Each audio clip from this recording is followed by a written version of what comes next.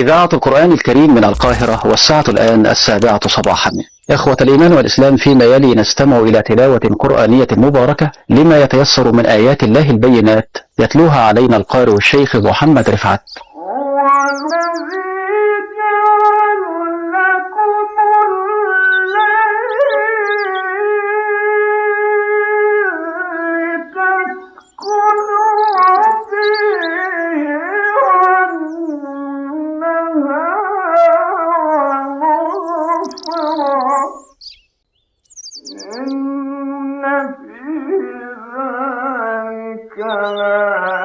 لآيات لقوم يسمعون.